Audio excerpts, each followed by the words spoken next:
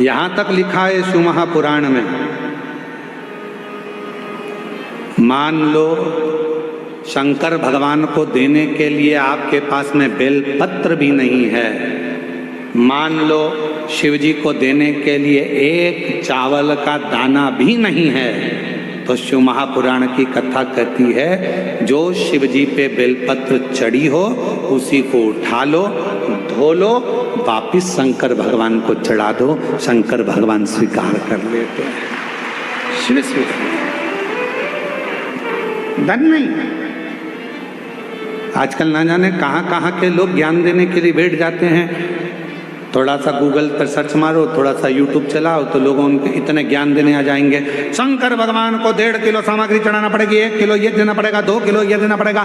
शंकर भगवान को रिझाना है तो 5 किलो दूध से अभिषेक करना पड़ेगा, आधा किलो दही चढ़ाना पड़ेगा, 1 किलो शक्कर चढ़ाना पड़ेगी। ना ना ना ना, शिव महापुराण में अगर सियोर वाले महाराज के वचन पर विश्वास नहीं है तो गीता प्रेस गोरखपुर की शिव पुराण लेकर आओ, अध्ययन करो, पढ़ो।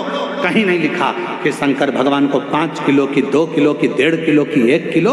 शिव जी को तुमसे कुछ नहीं चाहिए, शिव जी को तो केवल निर्मल मन सो मोहि पावा। तुम्हारा मन भगवान को दे, केवल हृदय। एक सुंदर कथा आती है पितरों की। एक बार सारे पितर जानते हो ना आप लोग, जम के तो बोलो, जो चले गए, प्राण छूट गए, जो चले गए, वो पितरों की गिनती में आ गए।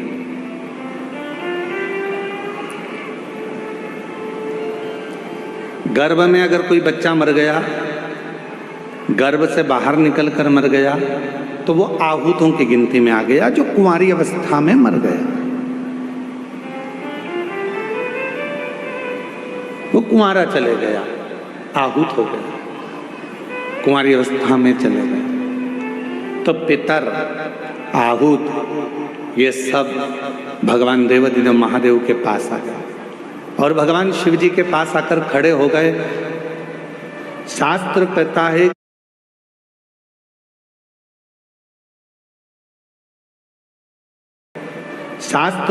है कि 1000 वर्ष निकल गया, पितर और आहूत भगवान शंकर की सम्मुख में खड़े होकर केवल दर्शन करते रहे। उन्होंने ना कोई मंत्र जपा, ना कोई साधना करी, ना कोई व्रत करा, ना कोई उपवास करा, केवल शिव को एक टकी निहारते रहे, केवल बाबा का दर्शन करते रहे, केवल दर्शन।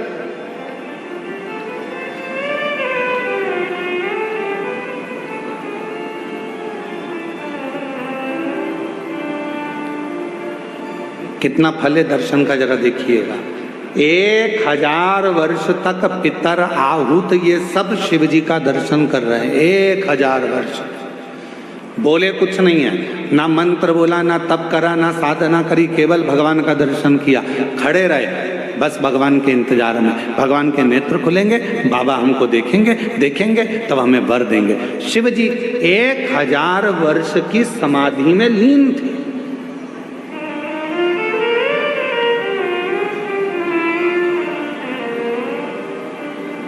और बाबा देवाधिदेव महादेव जब 1000 वर्ष की समाधि में लीन थे, नेत्र खुले नहीं थे। आज बाबा ने 1000 वर्ष की समाधि से अपने नेत्र को खोला और 1000 वर्ष के समाधि पर जैसे ही बाबा के नेत्र खुले तो सबसे पहले पितर और आहूत पर भगवान की दृष्टि गई। भोलेनाथ जी का निगाह गया, बाबा ने देखा,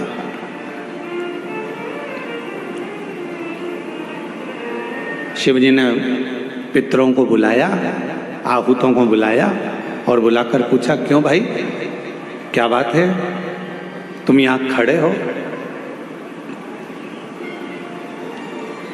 क्या बात है? बस देवाधिदेव महादेव बाबा पूछने ही वाले थे, इतनी देर में नंदी दौड़ कर आ गया।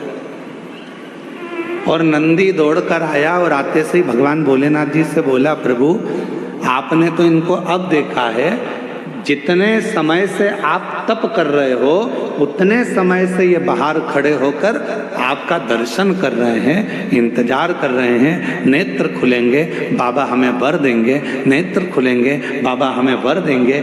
1000 वर्ष इन पितरों को हो गया, 1000 वर्ष इन आहूतों को हो गया।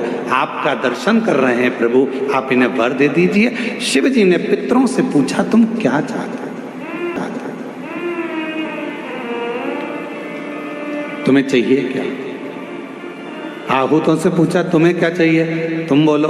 पितर और आहूत दोनों एक ही बात बोले, प्रभु संसार के लोग श्राद्ध पक्ष में हमको जल देंगे।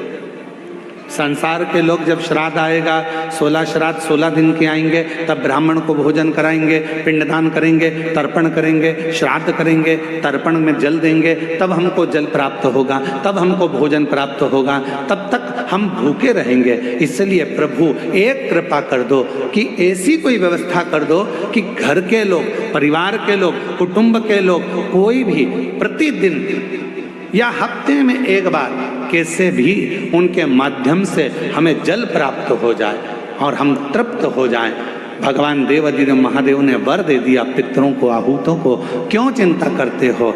जब संसार का मनुष्य मेरे शिवलिंग पर जल चढ़ाएगा, वो जल बहकर जब नीचे की ओर आएगा और अशोक सुंदरी से स्पर्श कर कर आगे बढ़ेगा, उसी समय पर आपको वो जल प्राप्त हो जाएगा और सारे पितर और आहूत तृप्त होते चले जाएंगे।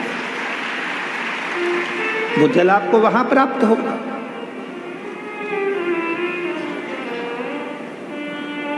अब कई लोग कहते हैं गुरुजी हमारे यहाँ पितृदोष हो गए, कोई कहते हैं गुरुजी हमारे यहाँ आहूत दोष हो गया, पितृदोष हो गया, हमारे यहाँ ये दोष लग गया, हमारे यहाँ वो दोष लग गया। किसी ने बताया कि हमारे यहाँ कोई टोना कर गया, कोई ने बताया हमारे यहाँ कोई टोटका कर गया, कोई ने बताया हमारे यहाँ कोई ने विद्या कर दी, कोई ने कहा हमारे यहाँ ये हो गया।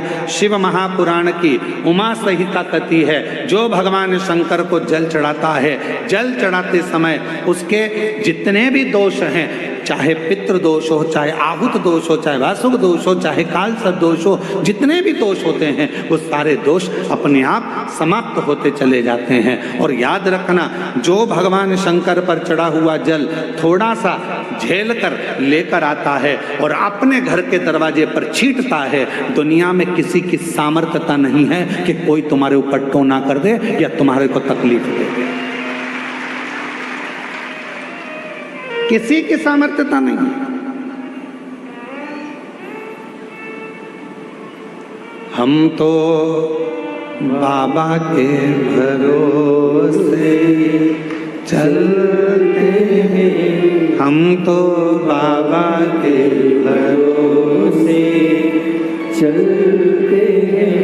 ये दुनिया वाले जलते हैं, ये दुनिया वाले बोलो बोलो जलते हैं। हम तो बाबा के भरोसे चलते हैं, डमरू वाले के भरोसे चलते हैं, काशी वाले के भरोसे चलते हैं, सीहोर वाले के भरोसे चलते हैं, देवघर वाले के भरोसे चलते हैं, डमरू वाले के भरोसे चलते हैं। हम उस पर आश्रित होकर चलें। जब हम पूर्ण आश्रित हो जाएंगे तो वो हमको संभाले। क्या चाहिए मेरे भोले बाबा को? ना तो मेरे भोले बाबा को तुमसे धन चाहिए, ना मेरे भोले बाबा को तुमसे दौलत चाहिए, ना मेरे शंकर भगवान को तुमसे संपदा चाहिए, ना मेरे शंकर भगवान को तुमसे कोई प्रॉपर्टी चाहिए, ना मेरे शंकर भगवान को तुमसे कोई संपदा चाहिए। कोई तुमसे कहे कि शंकर भगवान को 1 किलो भोग रोज लगाना पड़ेगा तो समझ लेना कि बेवकूफ बना रहा। कोई तुमसे कहे कि शंकर जी को 5 किलो दूध रोज चढ़ाना पड़ेगा, समझ लेना कि बेवकूफ बना रहा है। कोई तुमसे कहे कि 25 किलो घी का दिया शंकर जी को लगाना पड़ेगा, समझ लेना बेवकूफ बना रहा है। अगर कोई तुमसे कहे कि शंकर भगवान को इतना सारा प्रसाद चढ़ाना पड़ेगा, तो समझ लेना कि पागल बना रहा है। मेरा भोले बाबा तुम्हारे प्रसाद का भूखा नहीं है, मेरा भोले बाबा तुम्हारे दूध का भूखा नहीं है, मेरा भोले बाबा तो केवल तुम्हारे निर्मल मन का भूखा है, सच्ची भक्ति का भूखा है और हृदय का भूखा है। तुम्हारे मन से, तुम भाव से एक चावल का, मात्र एक चावल का दाना यदि शंकर भगवान को समर्पित करते हो, शिव उसको स्वीकार करते हैं। आप एक लोटा जल शंकर भगवान को समर्पित करते हो, शिव उसको स्वीकार करते हैं। आप एक चम्मच में से भी आधी चम्मच यदि देसी गाय का, हमारी वेद लक्षणा देसी गाय का यदि दूध आधी चम्मच से भी आधी चम्मच यदि आप शिव को दे रहे हो, शिव स्वीकार कर रहे हैं। फिर आप केमिकल का दूध मत चढ़ाओ, थैली का दूध मत चढ़ाओ, ये इधर उधर से आया हुआ दूध भगवान को मत चढ़ाओ। आप तो देसी गाय का एक आधी चम्मच से भी आधी चम्मच दूध अगर शिव को दे रहे हो तो शिव स्वीकार कर रहा है। यहाँ ये पूरी शिव महापुराण में कहीं पर नहीं लिखा कि 5 किलो तुम्हें लड्डू देना पड़ेगा, कि 1 किलो तुम्हें पेड़ा देना पड़ेगा, या 1.25 किलो तुम्हें चूरमा देना पड़ेगा, या 25 किलो तुम्हें दूध देना पड़ेगा, कहीं नहीं लिखा, कहीं नहीं। और आपको हमारी बात पर भरोसा जरूरी नहीं है कि सियोर वाला महाराज बोल रहा है तो अपन इनकी बात पे भरोसा कर ले। आप तो गीता प्रेस गोरखपुर की शिव पुराण को लेकर आओ, और गीता प्रेस गोरखपुर की शिव महापुराण की पोथी को लेकर आओ और अपने घर में बैठकर उसको पढ़ो। उसमें आप पढ़ोगे तो उसमें कहीं नहीं लिखा कि शंकर भगवान को 5 किलो की, 10 किलो की, 100 किलो की, 25 किलो की, 1.5 किलो की, 2 किलो भगवान को भोग लगाना पड़ेगा। ना ना ना, जो जैसी भावना लाया वो वैसा ही फल। से लाऊं पेड़ा, कहाँ से लाऊं लड्डू, कहाँ से लाऊं पेड़ा। अच्छा, शिव पुराण शिवरात्रि का प्रसंग ध्यान से सुनना जरा। शिव महापुराण में शिवरात्रि के प्रसंग का वर्णन है। एक भील के ऊपर, वन में रहने वाला वो भील के ऊपर कर्जा हो गया था, कर्जा।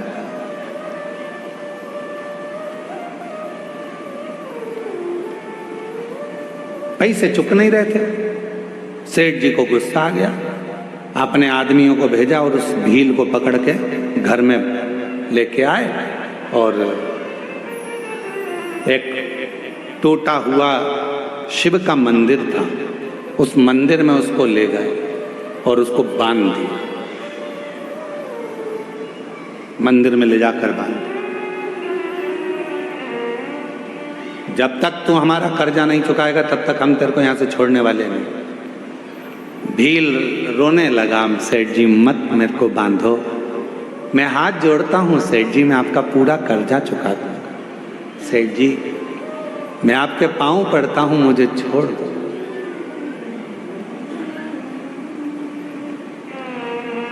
आज का पूरा दिन है, आज की पूरी रात है, कल तक मेरा कर्जा चूक जाना चाहिए। कर्जा नहीं चुका तो फिर लाकर बांध दूंगा और मारूंगा। बस वो भील की आंख से आंसू निकलते रहे, पैसा कहां से लाऊं? मैं तो थोड़ा बहुत जीव जंतु को मारकर मांस एकत्रित कर कर लोगों का वो बेच देता हूं और उसी का धन इकट्ठा हो जाता है। अभी तो 8 दिन हो गए, रोज बन जाता हूं पर कोई जीव जंतु भी नहीं मिलता जिसको मारकर मैं उसका मांस बेचूं और मुझे पैसा मिल जाए। कहां जाऊं, कहां जाऊं, क्या करूं? रो रहा, आंखों से आंसू बह रहा, नेत्रों से नीर बह रहा। आज पानी की छाजल भरी बेलपत्र के वृक्ष के ऊपर रात्रि के समय चढ़ गया। मालूम नहीं है कि आज शिवरात्रि है, उसको ज्ञात नहीं है कि आज शिवरात्रि है।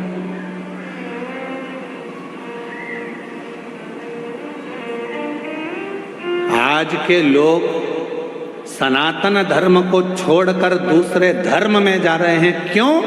क्योंकि वो सोचते हैं कि उस धर्म में जाएंगे तो वहां में बहुत सारा चमत्कार देखने को मिलेगा।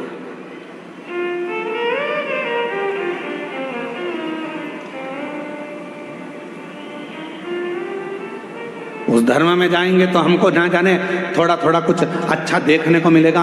उनके भगवान प्रबल हैं, उनके भगवान ऐसे कर दिए, उनके भगवान ने ऐसा। अरे भाई, हमारे शास्त्रों को अध्ययन करो, पढ़ो, सुनो, मालूम पड़ेगा कि सनातन धर्म से बड़ा दुनिया में कोई धर्म ही नहीं है, कोई धर्म। और पहले तो हम किसी को भी ये धर्म मानते ही नहीं है, हमें मतलब ही नहीं, हमें तो केवल सनातन धर्म ही एक धर्म है। बाकी का जितने भी तुमको नजर आते हैं दूसरे ये धर्म नहीं है, ये तो एक पंथ बना दिया है। नहीं, ये धर्म की गिनती में नहीं आते। इनको हम सनातन धर्म के अंतर लेते ही नहीं, हम इनको धर्म मानते ही नहीं।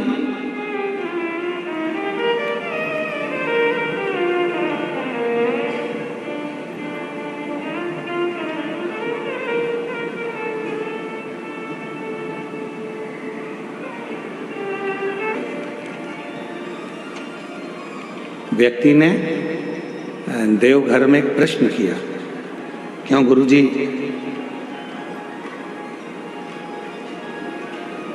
आपके सनातन धर्म में गौ माता को माता क्यों कहते हैं?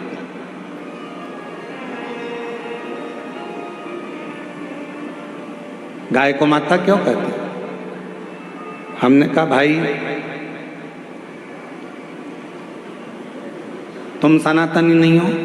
कहा नहीं, हम दूसरे को मानते हैं। हमने कहा ठीक है। टिंग टिंग, अम्मू मैसेज। कभी हमारे शास्त्र पढ़े हैं आपने? नहीं। हमने कहा कभी मौका लग जाए तो हमारे शास्त्रों का अध्ययन करिएगा। हमारे सनातन धर्म में 7 माताओं को माता कहा गया। हमारे सनातन धर्म में 7 माताओं को माता शब्द से संबोधित किया गया।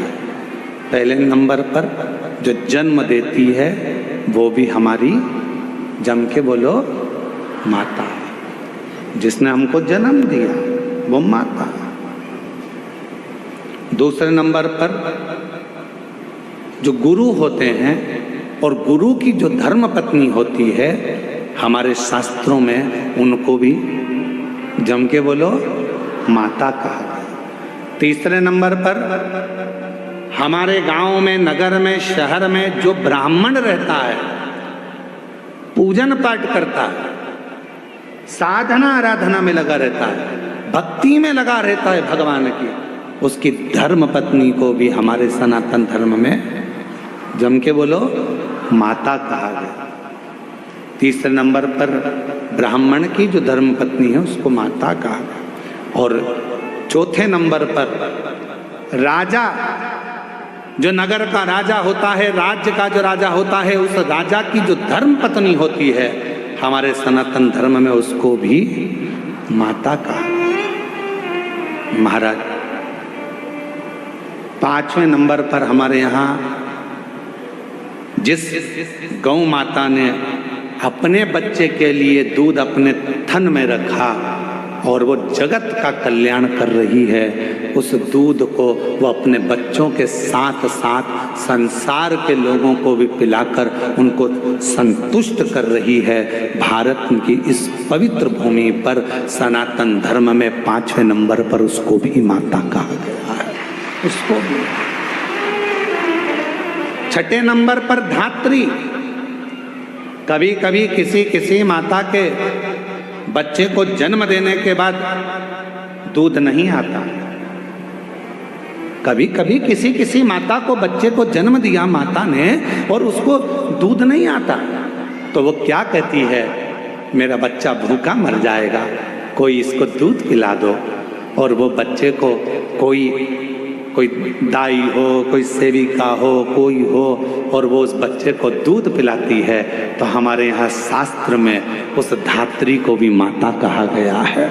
उस धात्री को भी माता, छठे नंबर धात्री को भी माँ कहा। और हमारे शास्त्रों में, सनातन धर्म में 7वें नंबर पर ये वसुंधरा को, ये पृथ्वी को, ये भूमि को, ये धात्री को, ये वसुंधरा को, पृथ्वी को, भूमि को भी हमारे यहाँ माता से संबोधित किया गया, जो हमेशा देती रहती है, तुमसे कुछ लेती नहीं है, कुछ नहीं।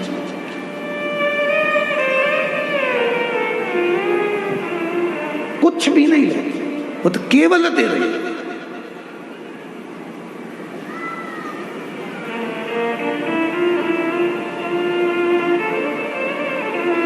उसका काम है केवल देना ही देना।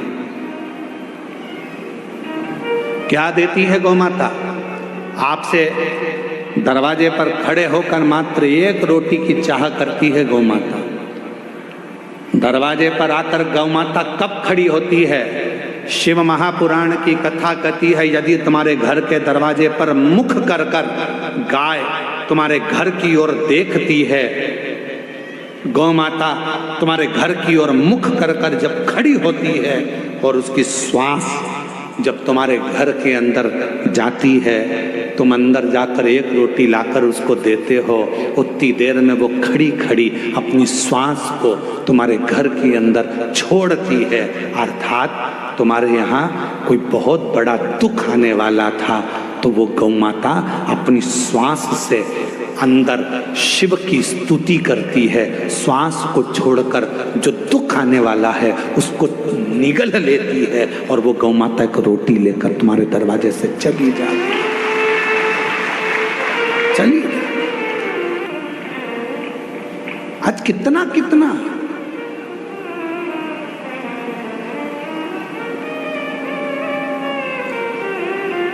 कितने संत, साधु, सन्यासी, तपस्वी, साधक, उपासक गौ माता के लिए प्रयास कर रहे हैं। कितने कितने संत लगे हैं, कितने कितने साधु लगे हैं, कितने कितने सन्यासी लगे हैं, जो किसी ना किसी रूप में गौ माता को बचाने के लिए, गौ माता की सुरक्षा के लिए प्रयास कर रहे हैं। क्यों बचाना चाहते हैं? उनको बचाने का केवल एक कारण है कि जो गौ माता जगत में आकर जिसके अंतर्गत 33 कोटि देवता विराजमान होते हैं, वो गौ माता हमारे घर के सारे दुख को हर लेती है, सारे सुख प्रदान करती है। तो हमारे यहाँ शिव महापुराण की कथा कहती है, 7 माता हैं। जो जन्म देने वाली है वो भी माता है, गुरु की जो पत्नी है वो भी माता है, ब्राह्मण की जो पत्नी है वो भी माता है, राजा की जो पत्नी है वो भी माता है। गौ माता को माता कहते ही हैं, और धात्री जो दूध पिलाई है वो भी माता है। और यहाँ शास्त्र कहता है, जो पृथ्वी हमेशा देती ही रहती है, जो वसुंधरा हमें प्रदान करती रहती है, कभी नहीं चुका सकते, हम इनका ऋण नहीं चुका सकते।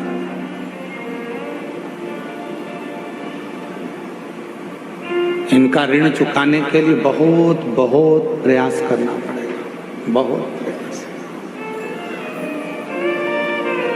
कितना सुंदर कहा है, एक व्यक्ति कहता है कि गुरुजी मैंने कभी कोई कर्जा नहीं लिया और मरूंगा तो बिना कर्जे के जाऊंगा। अब उसका शब्द सुना तो हमको बहुत तेज हंसी आई। हमने कहा ऐसा तो हो नहीं सकता कि तू बिना कर्जे के चलेगा। हे गुरुदेव, मैंने अपनी जिंदगी में कोई कर्जा नहीं लिया, पर मरूंगा तो बिना कर्जे के मरूंगा। 1 रुपए का कर्जा लेकर नहीं जाऊंगा, किसी का कर्जा लेकर नहीं मरूंगा। पर हमारा तो शास्त्र कहता है कि व्यक्ति बिना कर्जे के मरता ही कहाँ,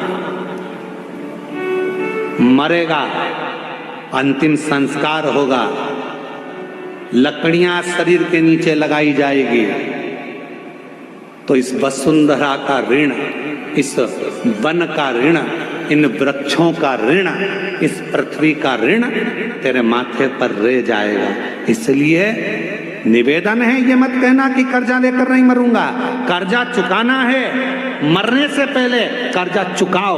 और एक प्रयास जरूर करो कि मरने से पहले एक पेड़ जरूर लगा कर जाओ, एक वृक्ष लगा कर जाओ, तो तुम कर्जे में नहीं रहो, तुम कर्जे से मुक्त होकर मरो। शंकर को प्रसन्न करने के लिए केवल तुम्हारा भाव शुद्ध जाए, शुद्ध। कहाँ से लाऊं लड्डू, कहाँ से लाऊं पेड़ा, कहाँ से